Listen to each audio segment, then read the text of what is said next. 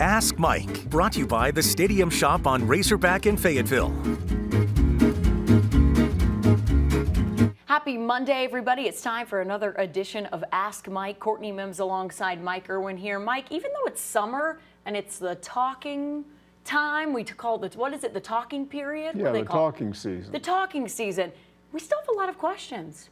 Yeah, a lot of people out there want to know a lot of strange things. A lot of strange things, so we're going to get into it right now for you guys. WV Hog fan says, my favorite Ryan Mallet play was the touchdown pass against LSU right before halftime. But my favorite Ryan moment came during warm-ups before an Ole Miss game.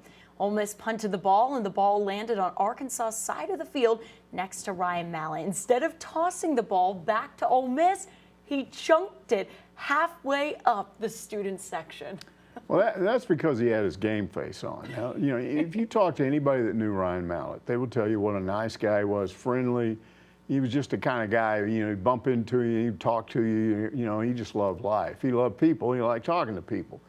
But when he was getting ready to play a game, it was like you put your game face on. And I always thought, and I've said this before in the last few days when we've talked about him, that he put too much pressure on himself. Got kind of depressed if Arkansas didn't win. I think he wanted to win a national championship his last year at Arkansas, 2010. And they lost a couple of close games to really good teams. And I think it bothered him a little bit. But yeah, he put that game face on. He wasn't having any part of them punting the ball over there. And you can't punt the ball over here. Here's the ball. He just said bye. I'll show you what to do with this ball. I wonder if there's a video of that anywhere, because that sounds like a funny moment. We can look it up. You can find almost anything if you ask, and it gets around because of the internet. I'm gonna have to look that one up. So maybe they have it. You know, maybe Ole Miss is somewhere in the archives. I'm gonna look, because that's a great one. WV Hog fan. I'm gonna try and find it after we're done with the show. Dr. Strangepork wants to know, with the sad news of Ryan's passing, Mike, do you have a favorite story about him as the QB? Yeah, it's not particularly funny, but it just sort of, to me, it demonstrates the relationship he had with Bobby Petrino, because let me just say that Petrino was very, very tough on players. If you talk to him, most of the guys that played under him, he had a temper. I remember one time Tyler Wilson did something wrong in a football game, and he'd gone over to the sidelines during a timeout, and one of the student managers brought him one of those little cups of Gatorade, but it's water or whatever. And he was standing there, and Petrino just slapped it out of his hand. It was like, hey, forget your water. I'm talking to you. Oh, wow. But he had a totally different attitude about Ryan Mallet, and I'll tell you why. Because Mallet was a really good quarterback and did the right things, and I think it was Petrino's way of saying, hey, if you do the right thing, you're not going to have a problem with me. I'm not jumping on you if you're like this guy and you do things right. So anyway, it was his first year to compete at Arkansas, 2009. And they were pretty good that year, but they lost a couple of games that honestly could have won, and one of them was the Florida game in 2009. Yeah.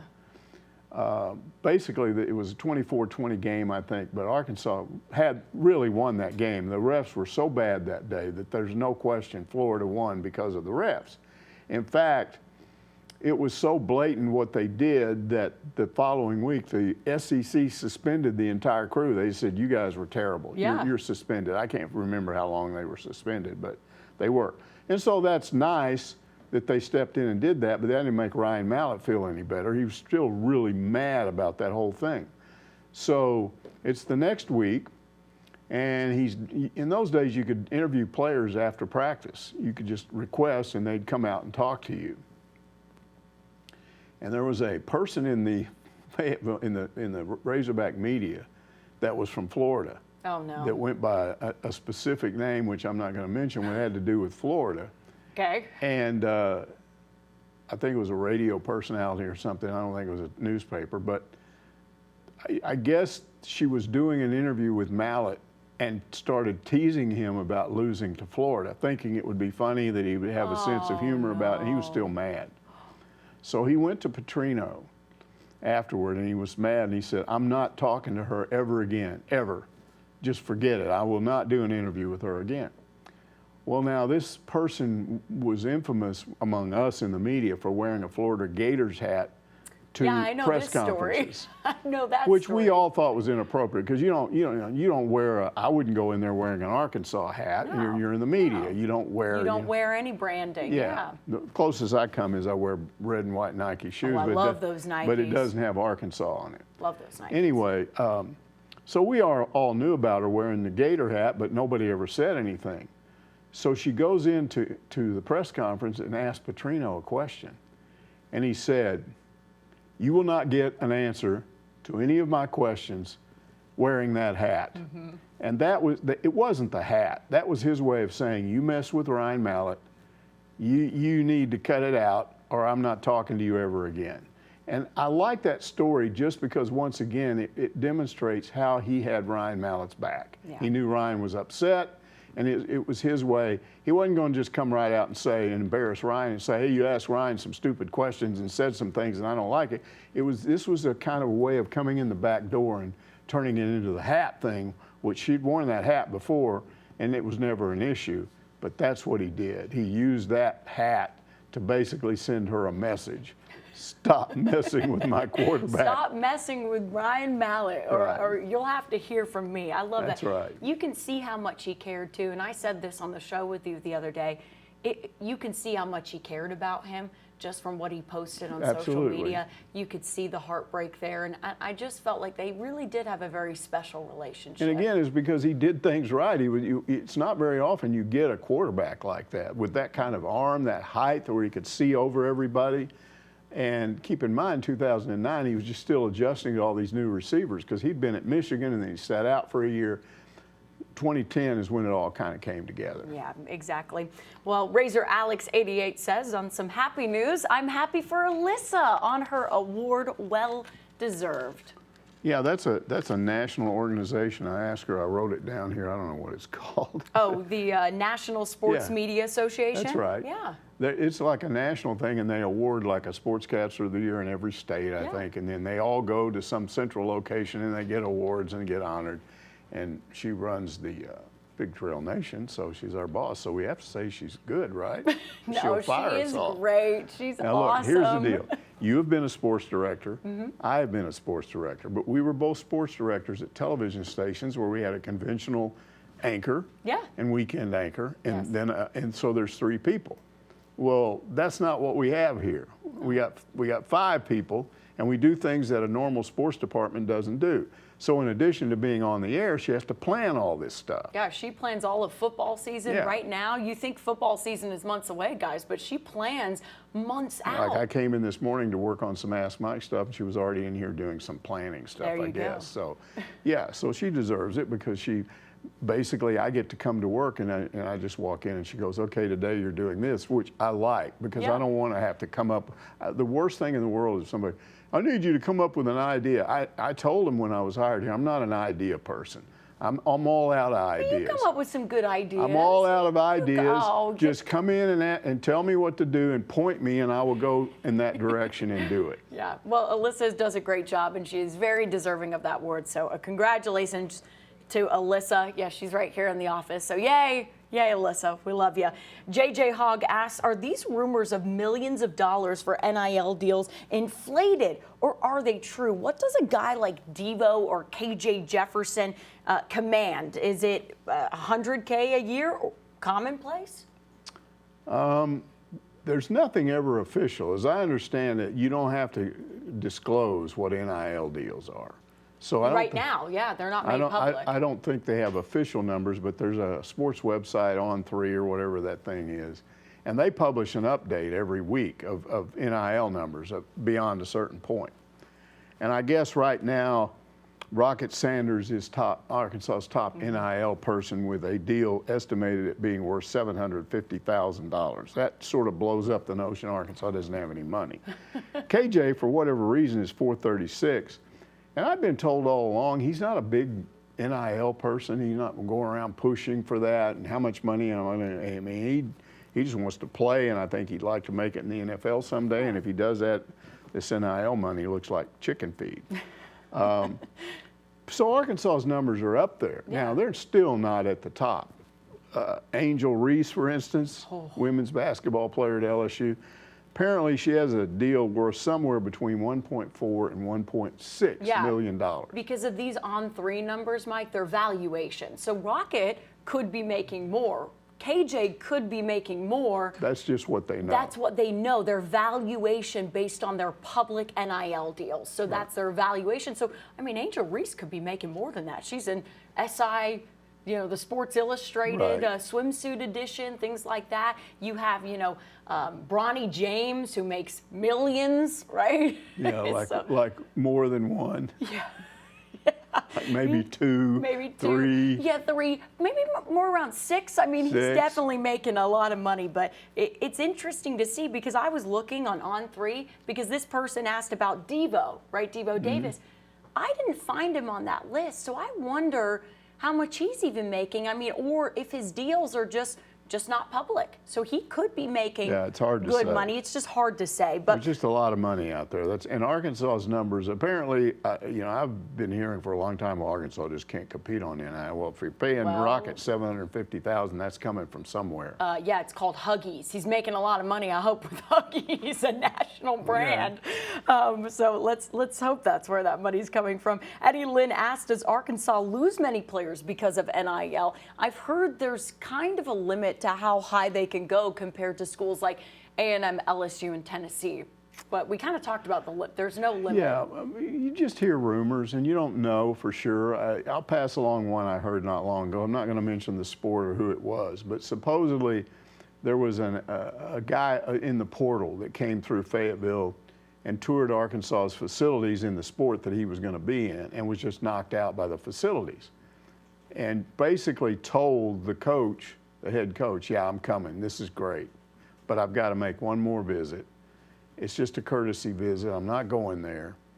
And I'll get back to you as soon as that's over. And then he never got back, and they found out the guy signed with that other school. And the coach in question apparently believes that they just offered him an enormous amount of NIL money. So, I don't know how often this happens. I mean, supposedly this whole basketball thing with Alabama came down to NIL money. Maybe it did, maybe it didn't. It's just one of those quasi, who knows, rumors, stuff going on behind the scenes. Nobody knows for sure, but a lot of people like to talk about it. Yeah, but to answer part of Eddie Lynn's question, there's no limit to how much they can get. You can offer the athlete. If you're offering Rocket Sanders or KJ Jefferson $1 million, that's your money to give. They're allowed to sign that deal, right? Especially if it's some business, whatever. Like Huggies, they can offer Rocket $2 million if they want. I mean, that's up to them. There's no limit that Arkansas sets compared to A&M and Tennessee. No, they don't set limits, but there's generally if you look at any specific school, there's going to be a high dollar person, and then you kind of slot it down from there.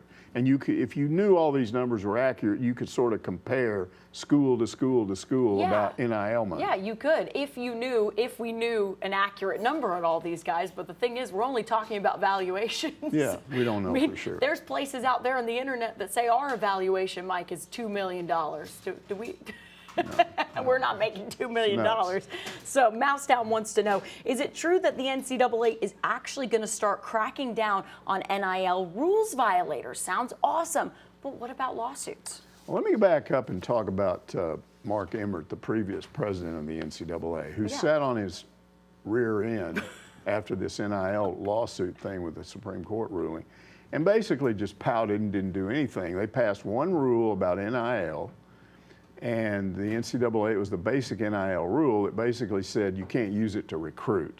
In other words, if I'm a coach and I'm out recruiting a guy in Texas and he's the #1 quarterback in the country, I can't supposedly, without violating the NIL rule, I can't go in there and say, hey, if you come here, we got a deal set up for $1.6 million and it's with this and this and this. You can't do that.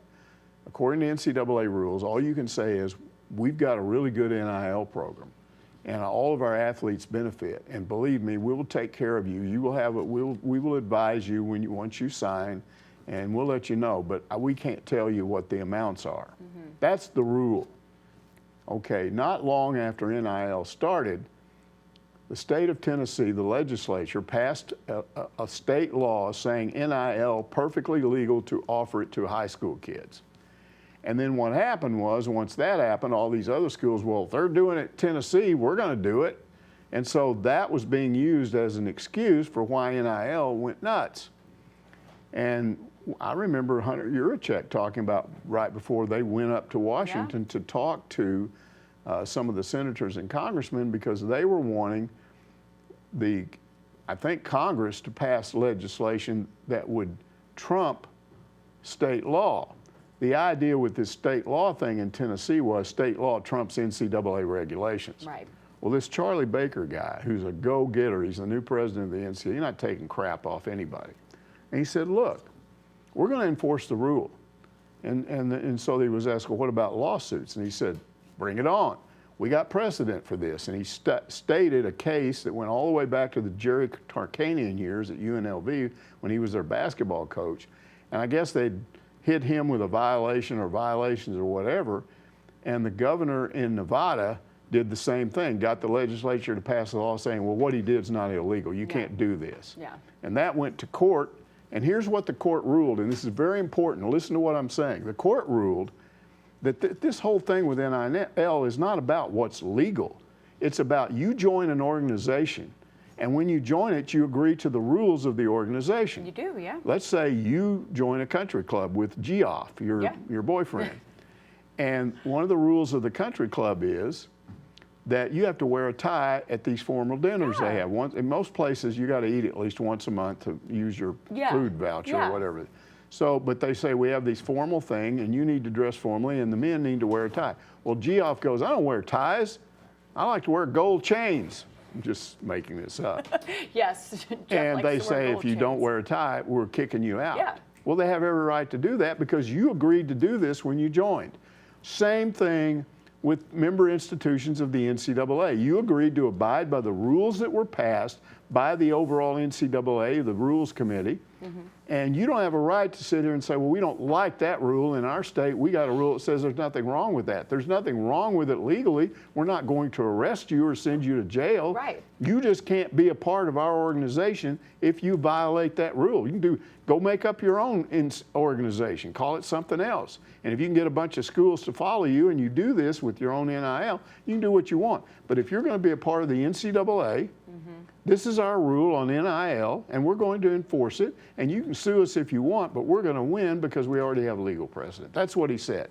Now, I'm talking to some people about this, and they said the big issue here is how difficult is it going to be to enforce this and find violators? Because right now, we've seen instances where athletes have said, hey, I got offered $6.6 million. Sure, I went there. Yeah. Some amount. Yeah. Well, they're openly admitting because they think there's nothing wrong with that. I was I've said before, I've got on my Facebook page, I'm friends with a lot of people that I don't know.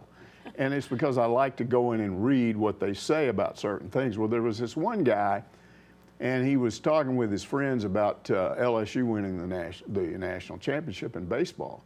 And I guess one of his buddies was an LSU fan.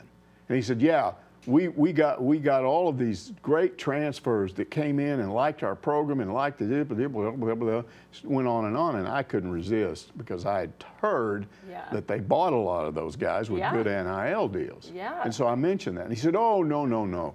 They just wanted to come here. It didn't have anything to do with that. Interesting. Okay. So the point is, what's really going on here? Did they actually offer these people in the recruiting process or not? Well, you're not going to be admitting that if they start enforcing this.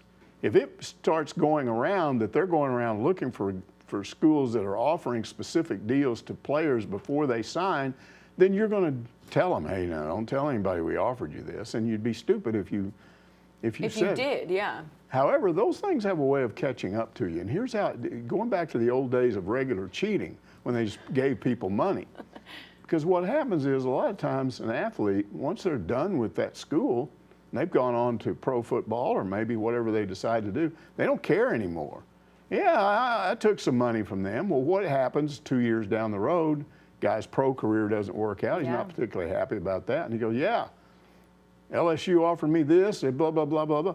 Then all of a sudden you're in trouble. Yeah. So I can't guarantee you there'll be a quick enforcement. Will Wade, it took the NCAA about 6 or 7 years to finally nail him. Yeah. And they had him on a phone offering money to people. So it's tough.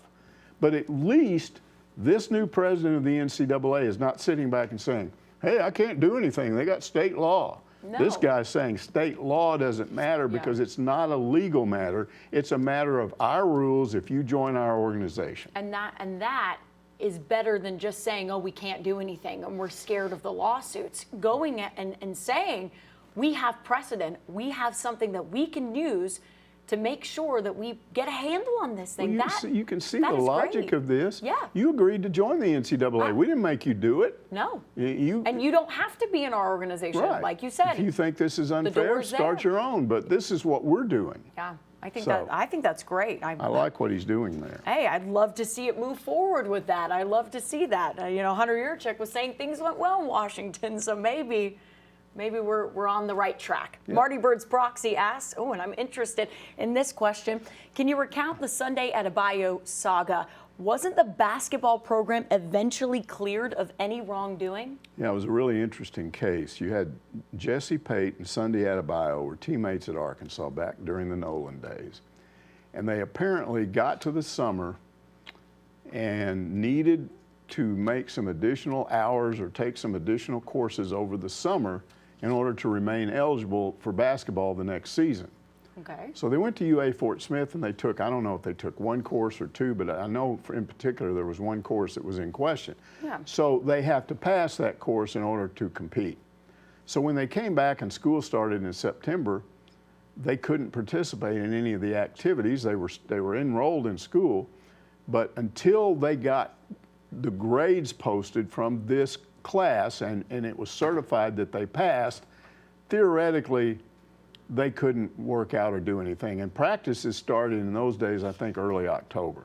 So early October comes, they've still got no word on this. They don't know. And Nolan's over there and he's mad. I mean, did they pass or not? I need to know if I've got these two guys or not. And it was the end of the semester, like every reason to say. Well, now it's the summer's over. Yeah, you're into the 1st of November, and they still don't know. And they still don't know anything.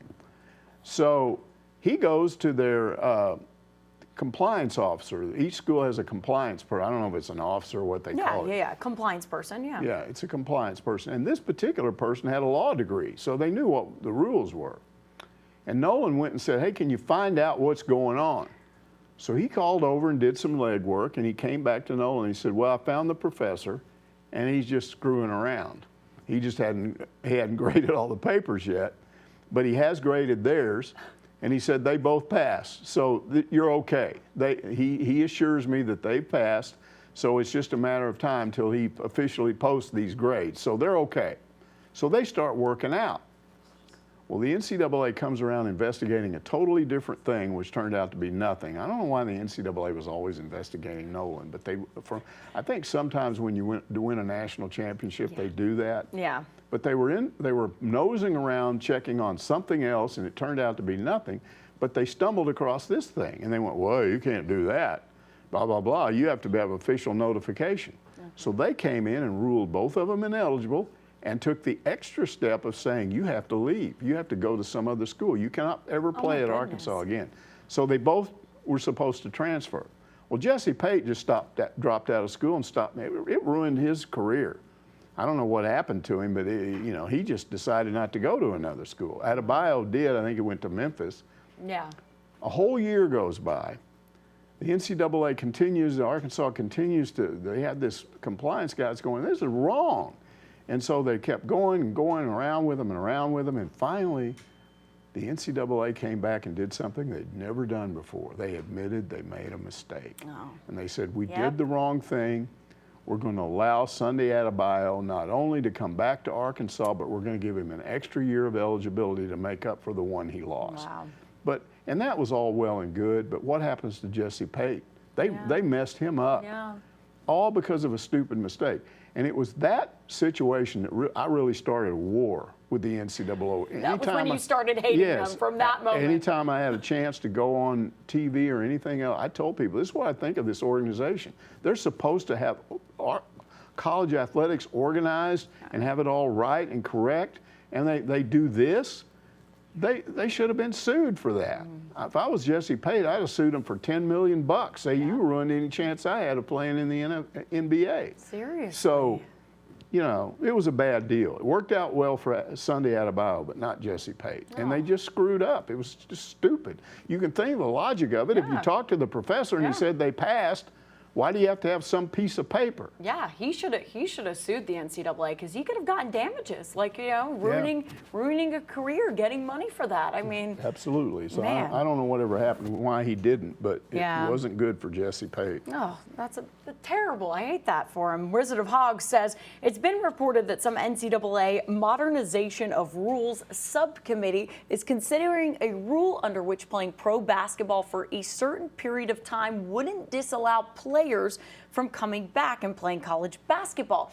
Can you ask Coach Muss his thoughts on that concept and share his response with us? Okay, first of all, you don't just, in the old days you could do that. These days you don't pick up the phone and go, hey Muss. Hey Muss, can you answer this question? What we generally have to do on things like this is wait till the next press conference. And then we had one last week, so if we didn't have this question. If Wizard so of Hogs we'll ask, you know, at some point when he has his next press conference, but I think he's got this a little bit mixed up on the question.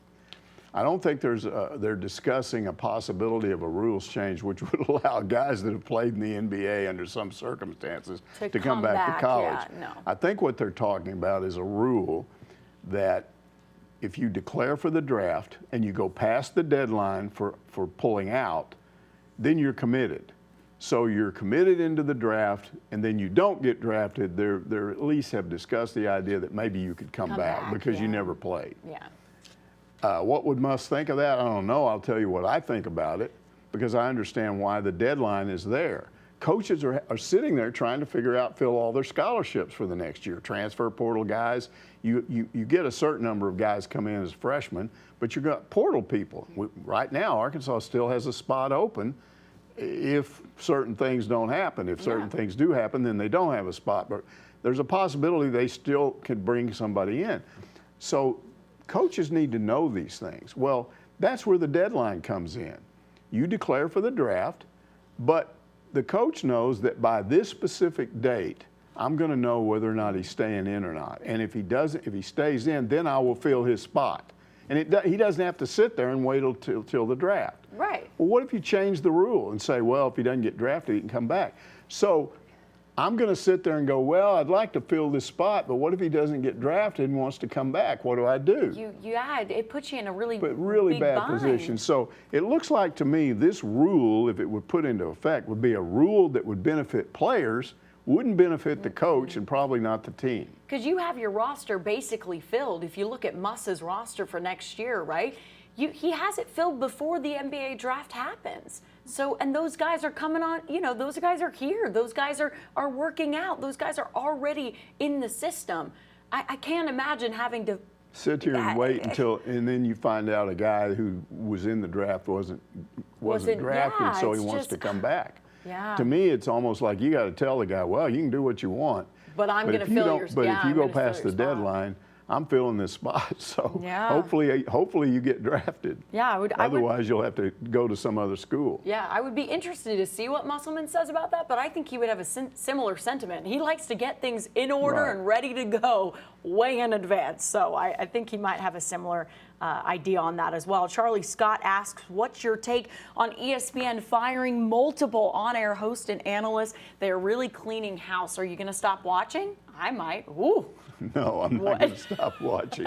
I'm not going to stop watching. First of all, let's discuss why I watch ESPN. I watch ESPN 3 and the others because I'm watching games. If you go back to when I first started in this business, you know what? It was early '72, sometime in there. It started off with a ABC football game of the week, and that was it, one game. And then it was popular, so they had a doubleheader. So big whoop. You could see 2 teams a week play on TV. I don't like that. I don't know if I can deal with that. And as it became more and more popular, they started figuring out more other networks were showing games and whatever.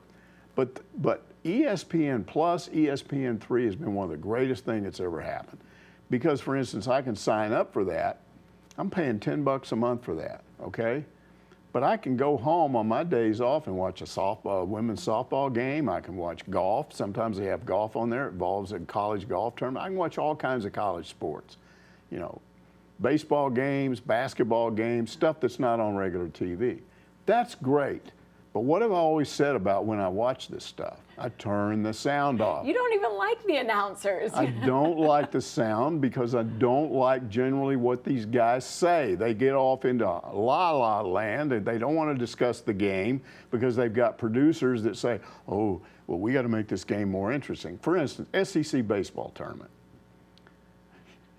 You know, they have all those kids that are hanging around and running after the foul balls. Okay, interesting to show that one or two times. Yeah. They did it the whole time. I'm saying, if I see another shot of a bunch of kids running around trying to get a baseball, okay, you've shown us. They're out there. They're doing it. They don't have anything else to show you, Mike. They've got a game to show you. I know. I want to watch the game. And I talked last week about the TCU coach that's in there in a critical situation where his team's behind. It's an elimination game.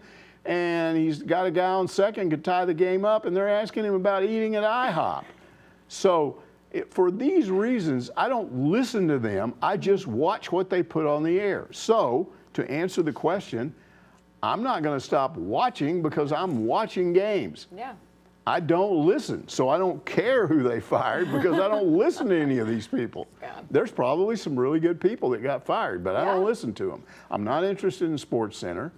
I'm not interested in what these various argument shows. I don't know what like you First call Take and things like that. Where the two guys get on there and argue with each other. I don't care about that. So if I'm not watching any of that stuff, I don't care who gets fired. That's their problem. Now, why are they doing it? That's a better question. Because ESPN has politicized sports for several years now. They've got analysts and on-air people that get on there and state their political views. You should keep politics away from sports. Sports should be the one place you can go. And we're arguing about other things in sports. My team's better than your team. Your team stinks. My quarterback should win the Heisman. Your quarterback's an idiot. That's what you argue about in sports, not politics. And ESPN does that. And this, what happened, because they've been doing this for several years, is their subscription rates are dropping. Because people are going, I don't want to deal with that. Well, they're pushing people to ESPN Plus, and they're not getting enough subscribers over there. They want people to subscribe for ESPN Plus. This has been the age-old thing I've said on Ask Mike before. If you don't get the money there, how can you pay these people? Some of these people were making millions and millions of dollars, Mike. But how can you pay those people? But it's not just they won't sign up for it. The number of subscriptions for ESPN, ESPN2, and all that have been dropping because people are mad at them. They're basically saying, stop telling me what your politics are. I don't care about this host that thinks this should happen or that should happen and because of a Supreme Court ruling or something. I got my own views on that. I want you to discuss sports. And so they've been hurting themselves. Hopefully, they will wake up because ESPN is in a bind right now. If you look at all the money that they're paying for rights to all of this, and if you're trying to gain, if you're offering more money, then you need to be bringing in more money. That's right. And they're not because of what they're doing. And so hopefully this will be a wake-up call for them. If this is one of the ways they lower their costs to try and make this happen. But I'm worried. I'm worried that this whole ESPN thing is going to blow up. I mean, it might be that way. I mean, you just look at how much those people were getting paid, though, and you kind of see where you're like, those are some of your highest paid talent.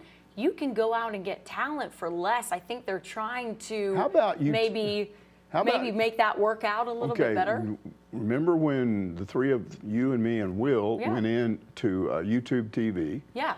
And we subscribed because we could get. That's how I actually get ESPN. You have to have an account like that. You can't just buy ESPN.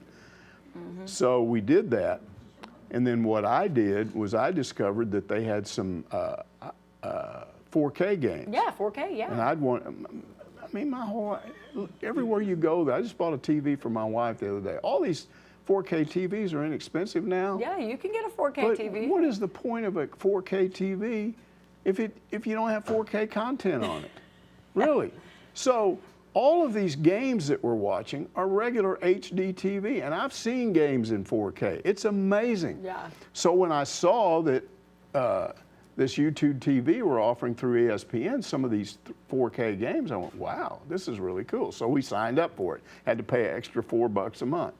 And you guys got mad and didn't want to do it anymore. Well, yeah, because they were only offering like 2 games, There Mike. was only 2 or 3. 1 game a week. 1 game a week. Thank you, Will. Okay. Thank you. But here's what I discovered in watching that 1 game a week. And it didn't matter what it was. Okay. First of all, the picture was amazing. Yes, the picture is insane. But secondly, because I've got an amp and a tuner hooked up to my TV, I could turn on the sound and it had surround sound and I had speakers behind me. It was like sitting at a game. I'd hear the band over here. I could hear cheerleaders over here. Yeah. Hear some fan behind me yelling something. You know, it was like you were sitting there. And the announcers, they kind of blended in. Like it was almost like your announcers are sitting over here next to you, and they're kind of talking. Now, Bill, that was really bad. But the rest of the But sound. all of that was coming up, and it minimized the thing I hate, which is the stupid announcers. So it was really cool, and it was just loud enough that if something happened and I wanted to hear what they had to say, I could listen to them. So why can't we have that? Well, it's because the 4K cameras to shoot those games in cost a lot of money. So maybe, Mike, by these layoffs, they might add more games in 4K. They might be saving some money for us. They so we all can go have back the right into cameras. 4K. It's the bandwidth that's the problem. Yeah, and the camera equipment too, because we talked to our engineers here about doing 4K, and they're like, we have to get really expensive cameras to do it. Well, you also have to have extra bandwidth. You do, yes, But you do. we've had 4K now for 8, 10, 12 years, and people aren't. It's like when they transitioned to HD, they still was standard definition for several years. Yeah. So I'm looking forward to a time when we have all this, but what happens if it goes away because ESPN's a bunch of goobers and they don't get it, that people don't want to listen to some analyst talk about politics? Well, I don't know. I mean, maybe the layoffs will help save some money. That's what they're trying to do, save some money. So Pig's Feet asked, do you think KJ really has a chance of winning the Heisman Trophy? What would have to happen, Mike? I think it'll be difficult because it's not just about how good he is or any other player. It's also how good their team is. Yeah. So let's say he has a fabulous year. I still think Arkansas would have to win the SEC championship game and get into the playoffs for Arkansas to have a chance.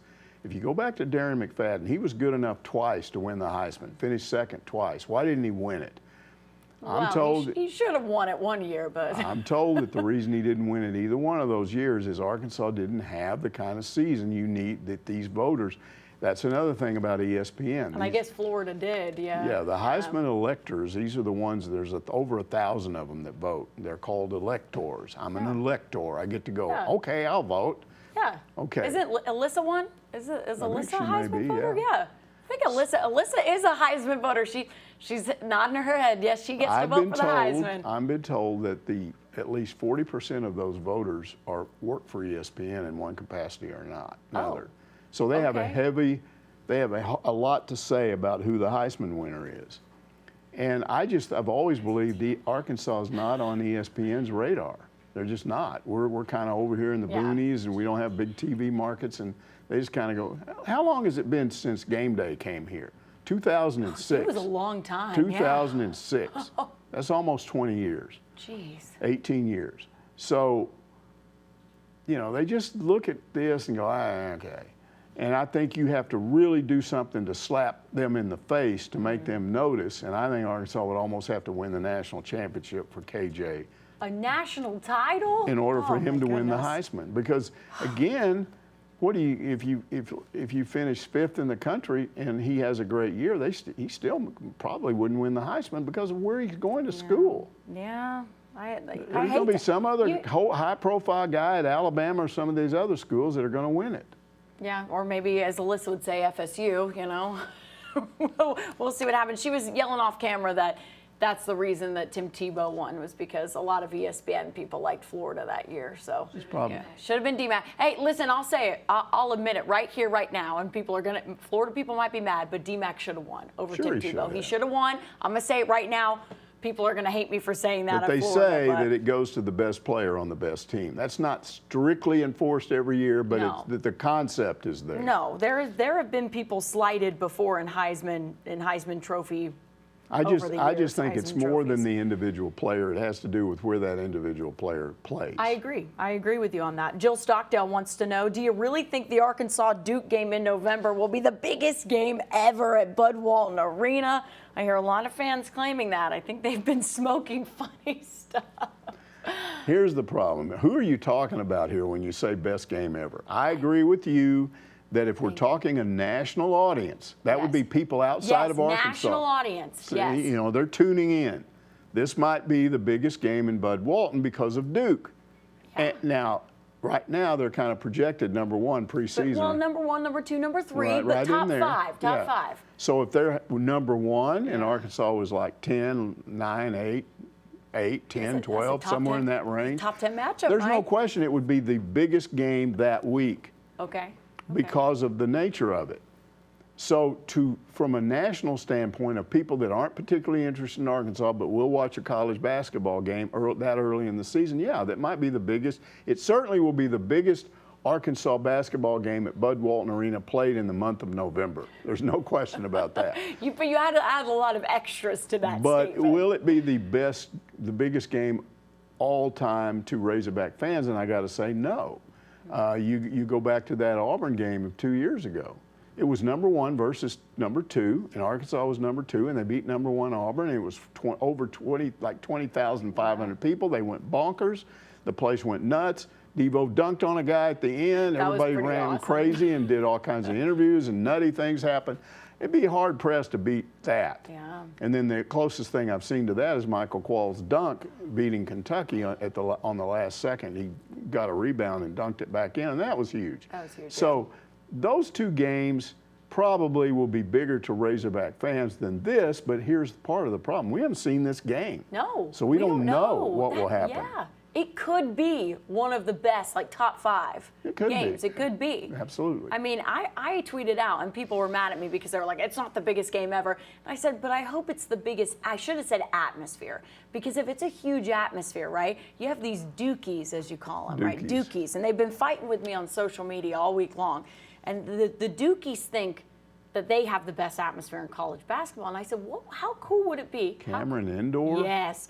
How cool would it be for them to come to Bud Walton and go, whoa, Well, this is way cooler than we thought it Cameron would. Indoor is not that far away from North Carolina's Yeah. arena. It's one of the biggest. I mean, that No, I atmosphere know. is big time. So I if they know. think theirs is better, they're nuts. They 'Cause do. There's a Cameron lot of them Indoor is believe like that. 7,000, 8,000. Yeah, it's weird. it's weird, yeah. It's an old building. I went there one time. We were trying to find it. It was another guy. And we were looking all over the place, and we asked this student who was Yeah. walking by on the side, going, "Where is this thing?" I'm thinking there's an arena somewhere. Like a huge one, right? Yeah. And he goes, "It's right behind you." And we turned around. It looked like a classroom building. It did, Just yeah. a small building. And Yeah. we went in there, and there was some cool stuff. They had some old shelves and things where they had trophies in, and Yeah, I you could think I tell know- they were yeah, I all know what you're wooden talking and about, stuff, yeah. and it looked like it went all the way back to the 30s. And so there was atmosphere in that place, and you could sense history. But when you start talking about, didn't they have a stupid thing where they have the goals that come down from the roof like that and go back up? I think so. I Yeah, think it's so. I don't like know if they old still have school that, but- stuff where you don't roll them in and out. You just Yeah. rrr. Yeah. I kind of like those though. Those are old school basketball hoops that do that. My dad has them at his arena, and I think it's kind of cool. Well, it's anyway, like old school. I was not impressed when I was there. I was impressed with the kind of the history of it, but for modern basketball, like I need a bigger arena. Yeah, you do. But I mean, I just think that people don't really understand. I mean, we have Smitty's Gym. We're going to go over and play in Smitty's Gym because of the history? No, The building is still there. No, they're not going over there. But it'd be cool for that atmosphere to show people, because of the national audience, right? To be like, whoa, I want to be in Arkansas for that I can game, see right? where Arkansas fans would show up and go, "Hey, Duke, You Dukies, we're fixing to take you apart. Welcome to Bud Walton, where we're going to rip you apart. And that's kind of what I'm hoping for. Okay. That's kind of what I'm hoping for. We'll see. And we'll see if it's a top 5. We got to see how it happens. We can't just sit here and predict it. No, I know. Yeah, we got to see. I think it'd be really cool if Duke was #1 coming in that week and Arkansas goes, hoo, hoo, hoo, and Musselman says, let's go, boys. I'm excited for it. Hog Redneck wants to go, and this is our final question of today's show. Are today's players more media savvy than those of 20 or 30 years ago? It seems to me that social media has made college athletes more comfortable in front of the cameras compared to the 70s and 80s than those 30 or 40 years ago. Yeah, and I go back even farther than that. When I first got started in this business, you had a lot of athletes from little small towns, and they'd probably never been interviewed by anybody. And certainly never done a TV interview. And I can remember there were guys that couldn't do it. They wouldn't. You'd ask, no, he doesn't want to do it. And then you had some that just couldn't. They weren't very good at it. And I had to adjust, because I don't want to be cruel about this. If there was a Razorback athlete in a certain sport and he was clearly uncomfortable going on television, and it's just hard to imagine that today because everybody knows how to talk. I don't know why they do. They just do, but they didn't back then. Because they grew up with cell phones and TikTok and in social media, so, like this guy's like you said, yeah. So social media has changed everything. But if there was a guy like that, or I don't remember any women athletes that were that way, but I know there were some guys that I just stopped interviewing them. And I would talk to their teammates and their head coach if I was doing a story about them, so it takes them off the hook. But there was one in particular, I'm not going to name who he was, but he went on and played in the NBA. Oh, wow. And he was just bad on TV, and I stopped interviewing him. So he's gone for like 15 years. And he came back to town, and something came up where I was going to have to go interview him again. I was like, oh, no, he's at least willing to do it. You know, I don't know what this is going to be like. And I went over to where he was, and he was just awesome. I couldn't believe the difference. He was completely different, very comfortable and very articulate and all that stuff. I love that. He had just gone off to the NBA and was around other athletes that did these interviews all the time. And I'm sure he just, over a period of time, just learned and adjusted and got, because he was around them, and got better at it. And now you almost never see that. You almost never see an athlete. They want to be on TV. But believe me, in the old days, there were guys that would go, no, I'm not doing the TV at all. I absolutely believe you. And I think it's the social media, right? You have your phone, you're filming yourself with Snapchat, and hey guys, here I am today, and they're talking. I mean, you also, and I don't know if this was something done back in, you could tell me, but nowadays, a lot of the athletes in high school and even in college go through media training. There's a media training class. I mean, that's what they do at Florida. They do it at FSU. They do it at some of the high schools that I used to cover. So I think when you grow up, they do it here. Sorry, thank you, Alyssa. They do it here at Arkansas as well. So I think when you grow up in a small town, in the old days you were more isolated. Again, no social media, and so it was possible for you to grow up in a place and that the city limits of that town was your world. And that's what you knew. And when you got outside of that, it was like, what's going on here? I still remember when I first went off to North Texas State, it was voted like the #2 most liberal school in Texas in '67 when I went there. That was a so-called summer of love when all the hippie stuff started happening. Anti-war protests, first hippie I ever saw was there. But I got on campus and I was like, what is going on with these people? The girls said things that girls had never said to me, and you know, when in my hometown, girls like, I don't know what they said when they were around each other, but they were very polite when they talked to us, you know. And you get into a new environment, and you can be overwhelmed by that for a while. It took me a while to adjust I still remember going to this party. A guy invited me. They were going to have this party after school, and I go in there, and there's a Victorian house, and there's a bunch of no furniture, but they all sitting around on cushions, and I sit down there and they're smoking a cigarette, and I'm going, why? And they passed it on to me, and I didn't smoke. I don't smoke, and they're like, what? And then it turned out it was a pot party. Oh my goodness. And they were all passing around this one joint, And I looked at it, it looked like a roll your own cigarette that the cowboys used to, the poor cowboys would smoke in my hometown. I go, these kids are poor. They're sharing one cigarette and they didn't even buy it. They rolled it themselves. And this guy tells me later on, that was a pot party, you goober. You goober, wasn't like, it? What's pot? You know, that's just what happens when you grow up in a little town and you kind of go somewhere else. Well, you don't have that anymore. Yeah. Everybody knows everything now because of social media.